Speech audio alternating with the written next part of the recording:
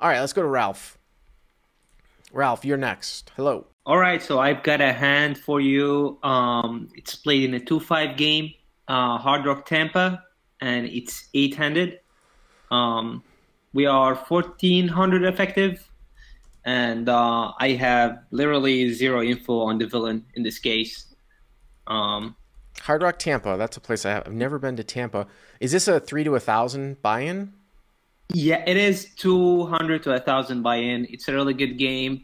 I would say compared to other 2-5 games, there's like better players around, I would say. Okay. Is this the Uh, biggest game though that goes like in that room, basically? no, they sometimes do a 10-10 game, but people go on the list and they would say if they are interested or something, and they would put their name and then they would get it going. But sometimes I see it happening like 3, 4 times a week. Mm-hmm. I would say a 10-10 game, yeah. Okay. And it plays with antes as well, and sometimes it plays with like 10, 10, 20, and it goes straddling. So, but I've never played it. I'm a 2-5 player. I actually moved recently to 2-5. So yeah. Okay. All right, let's go. So it's a straddle pot, 1400 effective with the villain, Mm-hmm. and so it was playing like a 2-5-10. There's a straddle, I would say, four straddles probably in orbit. Okay. So it's a Mississippi straddle. So it's a straddle from the bottom. It's I would say it was an Asian laggy guy, Okay. very laggy. But he's not involved in the hand. He straddles to $10, small blind limps in, big blind limps in, Mm-hmm. and then the low jack limps in, and the low jack is the main villain here.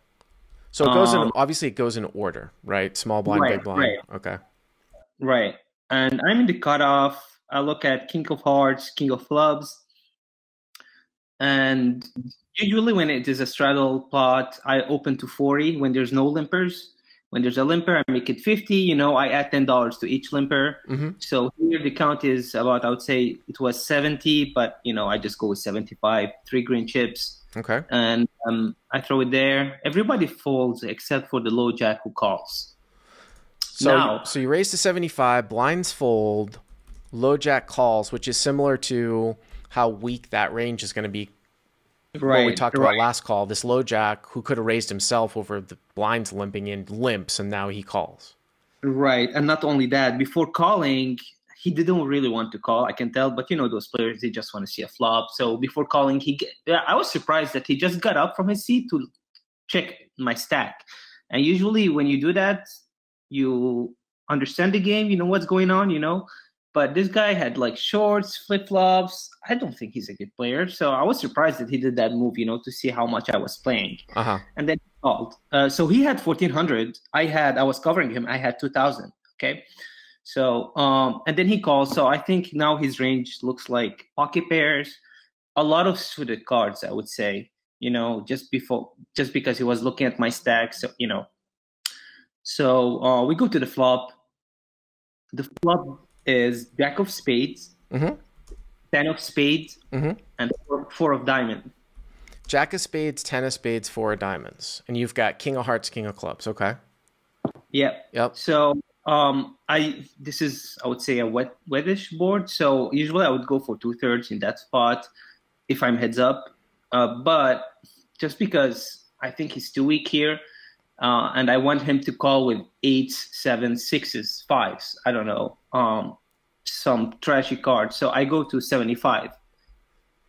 Okay, so check and you bet like 75 into what, 175-ish, something like that, or 170? Into 180. Okay. Yeah.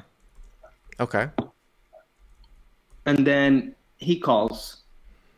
Turn comes six of diamond, and I was gonna take a really, really weird line. So he checks to me, and I was gonna take a really, really weird line here. I check back. I was like, no, what am I doing? I'm gonna miss a lot of value. So I decide to bet 200. I mean, I would definitely bet here for sure. Oh, I wouldn't check back. There's so many, because even if you're trying to play it tricky, there's so many action card types of killers that, like, even if he's holding on with a 10 or a jack, that you're not going to get a bet from up front here. Plus, like, you block some of the hands with straight draws in it too, like a king queen. So you block some of the bluffs that he might come out on the river with. But yeah, I mean, I think 2/3 is. I mean, I think 2/3 is fine because I think you're still probably going to get called by 10x. Hero bets 200. Yeah, I think 2/3 would be about like 250 maybe.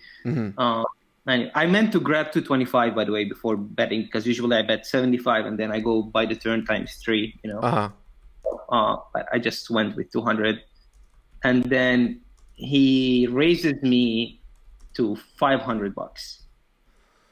So he raises. So LoJack raises to 500. So I mean, one of the things that I would look at right now too, like right away, is the math. I'm like, okay, well, I bet 200, so it's 530. He makes it 500 total, so it's 1,050, 300 for me to call. If I call, the pot will be 1,350, and he'll have like what 700-ish type left. Here's the thing. Here's the thing, Ralph. And again, this might come from my live sort of experience here. This is very, very scary to me. This type of raise size here. Now, the interesting part, though, with this board is that you wouldn't think, although we've seen all kinds of crazy things at 2-5 pre-flop, you wouldn't think that the LoJack would ever have pocket jacks or pocket tens here because he should raise off pre, right? Over to. So what that really leaves for like thick value is like pocket fours. I agree. Pocket sixes that very well might take off on the flop. So that's 6 combos. And then some sort of slow played 2 pair, which would be most likely like Jack 10 suited, Jack 10 off. But you have to put some frequency in those hands are going to raise on the flop, especially with Jack 10. But the thing is that like, I'm trying to find the bluff here in the sense that, like, say it was a big combo draw, like Queen 9 of diamonds or something.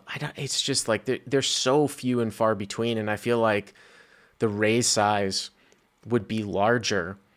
I'm not saying that in practice I would necessarily just dump the hand, but I have made folds like this before. This type of raise size, like almost like a Ming click check raise on turn, and the guy has somewhat of a weakish type of range, I've made bet folds like this before. You can call it exploitable, but obviously if the board was, say, straightening, say the board had come out like, 5, 6, 9, and the turn was a deuce, and he check raised you on the turn, I would like insta fold. You know what I mean? Here it's kind of interesting because it's like the way that the distribution is out, Right. Well, I looked at the distribution. So first here, my thought was the only value hands would be pocket fours. And I was like, Jack 10 would probably raise me the flop. So I started discarding that, but I still have it in his range. Jack 10, and then the fours, of course, might be sixes because I chose a small bet on the flop. Right. Small, say. Right. But I still thought there would be a lot of flush draws in his range for some reason, especially with the diamond draw. I mean, this is my biggest mistake. This kind of player is not doing it, but I know high-level players could go for a check raise here with diamonds. Yeah, I mean, like I said, I'm not saying that I would necessarily fold in practice here, but you're going to get into a situation where you very well, listen, there aren't going to be many blanks at the end. And obviously you do have equity against 2 pair here too, right? I mean, you have as much as 8 outs too. So if you put all that together, plus the chances that he might be semi-bluffing, but here's the thing though, is that you might get at some rivers where it might be a total blank and the guy shoves at the end, and I still might fold the river, which still comes back to like, people are like, why did you call the turn if you're going to fold the river? Because the guy's putting his stack in at the end and there are check raise give ups. But it's very rare that you're going to get any type of like complete blank here, because you've got the Jack and the 10, the 4 and the 6 with front door and backdoor diamonds. Okay, so hero calls, and the pot now is what, 1330? Something like that? Yeah. Yeah. Something like that. Yeah. All right. So let's go to the river now. So what's the river? And the river is the queen of clubs. Queen of clubs. Interesting. Yeah. Yeah. Yeah. At that moment, I was saying, what does my looks into the eyes of the villain? And here, of course, also another mistake, because on the flop I can look like ace king a lot. So even when I bet the 200, I can still look like ace king at some point. But Yeah, when but I call you're the calling the 500 though? yes, no, yeah, that's the mistake I'm talking about. So I don't think I look like ace king anymore. So when the queen comes, I expect him to check almost all of his range, basically. Well, A lot. I don't know about that. Here's the thing with the queen. So some people in the live chat are saying, well, he could have Jack X of diamonds, which would be like top pair, like ace Jack of diamonds, you know, Right. king Jack of diamonds. Of course, those hands are going to check here now at the end. 8-9 now comes in, which would be a combo draw, right? If you had 8-9 of diamonds. So the queen is not a blank. And I think that if he puts a lot of pressure on you here, like not overly concerned, like it's different if the river was a deuce. Like, put it this way, if he jammed all in now, I would have an easier time folding than if he jammed all in if the river was like a deuce. You know what I'm saying? For sure, especially with 8-9 coming in. Now, I don't expect queen 9 to bluff here. I expect Jack X to check. He's got, what, about a half pot size bet left in his stack? Well, yeah. Wait, you're saying it is easier to fold on a deuce? No, it's easier to fold on a queen. Yes, because that queen favors my range. Is that what you're saying? Well, no. Well, no, it's not that it favors your range. It completes some of his draws. And okay, because he's still bluffing at it into what appears to be a scary card, I would weight him towards strength as opposed to a total blank where he might bluff at it more. You know? I see what you're saying. Yep. Yeah. So what happened? Yeah. So villain and he bets into me, of course, $700 all in blacks, and he leaves about $50 in reds, I would say. So he bets almost all in. So he bet 700. Yeah. 700 into 1330. So right. The pot is 2,030, 700 for you to call. So you're getting like 3-1. Are you good here 1 out of 4 times? I mean, probably with pot odds, I guess it can't be that bad of a call, but I just don't think you have the best hand here. I just don't think you have the best hand here. That was exactly my thought. I did the math. I was like, okay, that's 3-1. That's not bad. I look at the board again and again. I see spades missing. I see the diamonds have missed. I look at it. I was like, these people are not laying down ace X suited, you know. By the way, there's a comment in a live chat. David sees, and he says villain's range is going to contain a lot of draws. Queen completes a lot of draws. Question mark, question mark. I'm not exactly sure what he means by that. I mean, 8-9 right gets complete, but what I meant is that if he had queen 9 here, what you'll notice from live players is that they're not going to take top pair and bluff with it all in. Like if they check raised queen 9 on the turn, it would be extremely rare to see somebody bluff all in when they hit top pair on the river. That was my point with queen 9, you know? Yep. So, man, it's just like, I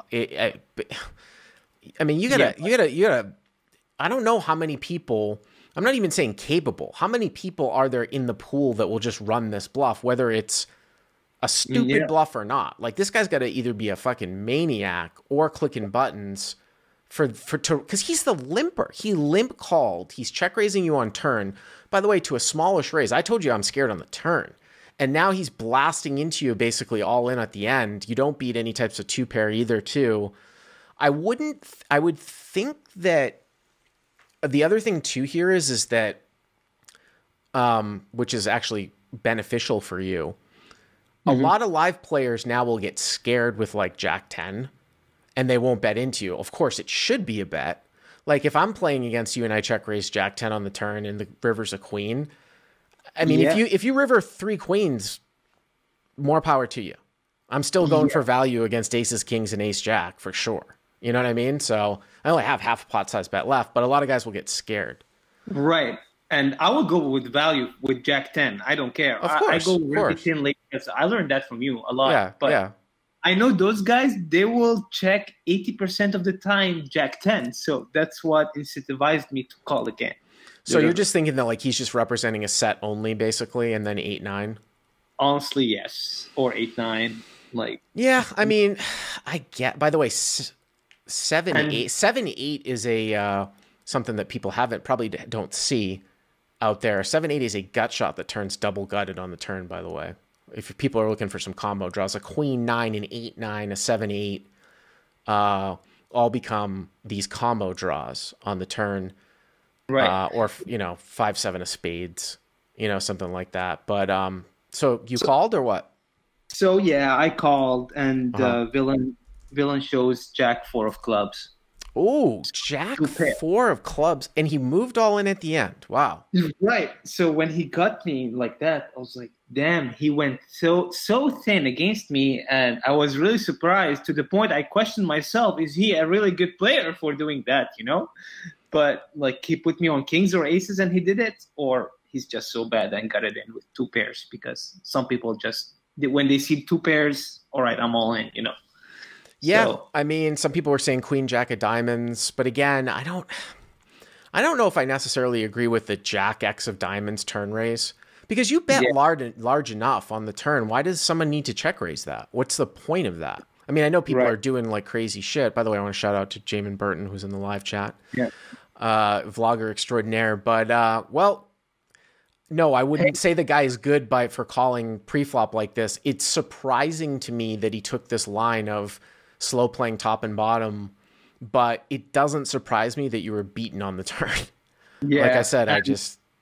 Right. So I know this spot is underbluffed, but I had a discussion with my friend, and is it better in this case to have aces or kings? Because kings, it blocks, all the king queens, a lot of his bluffs, but aces doesn't block those. But again, aces, it will block. But I mean, that would only apply if he's bluffing with king queen all in at the end, and I just said he wasn't bluffing queen 9, right? So what would king queen mean? Would it be better if it was aces or kings? I mean, or even ace jack. My friend said ace jack probably is the best thing you can have. It's even better than kings. So yeah, I mean, if he finds some of those bluffs, yeah. But again, the thing though is that would assume that he's continuing on, because all the king X bluffs are now paired, right, on the river, pretty much. Right. Like, unless it's king 9.